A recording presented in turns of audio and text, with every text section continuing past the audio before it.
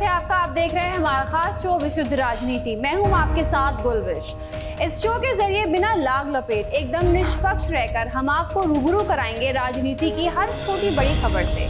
तो चलिए शुरू करते हैं विशुद्ध राजनीति। योगी सरकार यूपी में ओबीसी कोटे में मुसलमानों को दिए जा रहे आरक्षण की समीक्षा कर सकती है। यूपी में 24 से ज्यादा मुस्लिम जातियों को ओबीसी कोटे में आरक्षण मिलता है और सपा सरकार में इसके लिए नियम बनाए गए थे, जिसकी समीक्षा अब योगी सरकार करा सकती है, जिससे ये पता किया जाएगा कि यूपी में मुसलमानों को आखिरकार किस नियम व्यवस्था के तहत ओबीसी कोटे में आरक्षण दिया जा रहा है। आपको बता दें कि यूपी में ओबीसी को जो 27% आरक्षण दिया जाता है, उसमें मुस्लिमों की लगभग 24 जातियों को और पिछड़ों को कोटे में रिजर्वेशन दिया जाता था।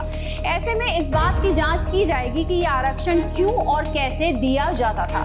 यूपी सरकार का पिछड़ा कल्याण बोर्ड इसकी जानकारी जुटा रहा है और सरकार की ओर से ये आदेश दिए गए हैं कि पूरी बारीकियां इस रिजर्वेशन की और इसे दिए जाने से लेकर आज तक कितने लोगों को इस आरक्षण का लाभ मिला है, कितनी जातियों को इसका फायदा मिला है, ये तमाम जानकारियां चाहिए। इस मामले की गहराई से पड़ताल शुरू की जाएगी कि ये नियम कैसे बना और इसे कैसे लागू किया जा रहा है। इसके बाद सरकार की ओर से जरूरी कदम उठाए जा सकते हैं। लोकसभा चुनाव के 6वें चरण में बीजेपी की जीत पक्की करने के लिए प्रधानमंत्री मोदी ने आज पंजाब और हिमाचल का दौरा किया।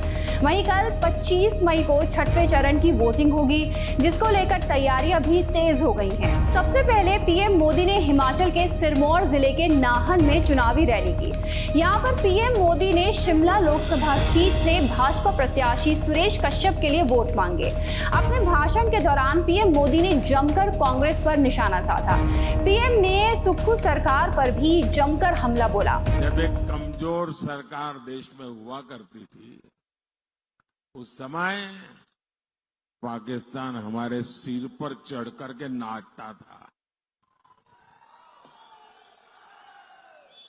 कांग्रेस की कमजोर सरकार दुनिया में गुहार लगाती फिरती थी। मोदी ने कहा, भारत अब दुनिया के पास भीख नहीं मांगेगा, भारत अपनी लड़ाई खुद लड़ेगा। और फिर भारत ने घर में घुस करके मारा। इस दौरान प्रधानमंत्री इंडी गठबंधन पर भी निशाना लगाने से नहीं चूके। उन्होंने गठबंधन को स्वार्थी, अवसरवादी और सांप्रदायिक बताया। इंडी गठबंधन स्वार्थी है, अवसरवादी है। ये कांग्रेस वाले उनके साथी। 3 चीज आपको कॉमन मिलेगी।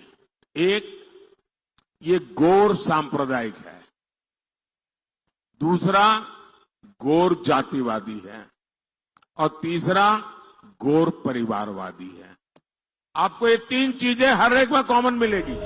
वहीं लोकसभा चुनाव के 6वें चरण को लेकर तैयारियां भी तेज हो गई हैं। यानी कि कल 25 मई को 8 प्रदेशों की कुल 58 सीटों के लिए वोटिंग होगी। छठे दौर में जिन सीटों पर मतदान होना है, उनमें सबसे ज्यादा 14 सीटें उत्तर प्रदेश की हैं, हरियाणा की सभी 10, बिहार और पश्चिम बंगाल की 8 सीटें, दिल्ली की सभी 7, ओडिशा की 6, झारखंड की 7 सीटें शामिल हैं। वहीं सबसे कम जम्मू कश्मीर की 1 सीट पर भी लोग वोट डालेंगे। वहीं बात करें दिग्गजों की, तो पूर्व केंद्रीय मंत्री मेनका गांधी, भोजपुरी कलाकार मनोज तिवारी, निरुआ पूर्व मुख्यमंत्री महबूबा मुफ्ती और मनोहर लाल खट्टर समेत कई केंद्रीय मंत्रियों की किस्मत का फैसला 6वें चरण में ही होगा। रुख करते हैं अगली खबर की तरफ। सुप्रीम कोर्ट ने वोटिंग आंकड़े जारी करने की याचिका पर तुरंत विचार करने से इनकार कर दिया है, जिसमें मांग की गई थी कि चुनाव आयोग को वोटर टर्नआउट यानी मतदान प्रतिशत की सही संख्या प्रकाशित करने और अपनी वेबसाइट पर फॉर्म 17C प्रतियां अपलोड करने का निर्देश दिया जाए। सुप्रीम कोर्ट ने कहा कि कल चुनाव का 6वां चरण है। हमारा मानना है कि इस मामले की सुनवाई चुनाव के बाद होनी चाहिए। दरअसल कुछ लोकसभा चुनावों के बीच कई राजनीतिक दलों ने वोटिंग के आंकड़ों में गड़बड़ी के आरोप लगाए हैं। राजनीतिक पार्टियों का दावा है कि चुनाव वाले दिन वोटिंग प्रतिशत कुछ और होता है और 1 हफ्ते बाद कुछ और। इसी को लेकर सुप्रीम कोर्ट में ये याचिका दायर कर मांग की गई थी कि सुप्रीम कोर्ट चुनाव आयोग को वेबसाइट पर फॉर्म 17C की स्कैन कॉपी अपलोड करने का आदेश दे। हम चाहेंगे कि सुप्रीम कोर्ट डायरेक्ट करे, आदेश दे कि ये लॉग्स हिफाजत से रखने चाहिए इलेक्शन कमीशन को, और हर फेज ऑफ वोटिंग जो पोल में होता है वो रिकॉर्ड काउंटिंग से पहले बताया जाए, ताकि गलत अवैध तरीके से कोई प्रत्याशी जो है वो नहीं चुना जाए। वहीं चुनाव आयोग ने भी इस याचिका का विरोध किया। चुनाव आयोग के वकील ने कहा कि इन याचिकाकर्ताओं पर भारी जुर्माना लगाया जाना चाहिए। ये लोग आशंकाओं के आधार पर फर्जी आरोप लगा रहे हैं, जबकि सुप्रीम कोर्ट ने हाल ही में दिए अपने फैसले में तमाम पहलू स्पष्ट किए थे। समाजवादी पार्टी के वरिष्ठ नेता और यूपी के पूर्व कैबिनेट मंत्री आजम खान एंड फैमिली के लिए राहत भरी खबर है।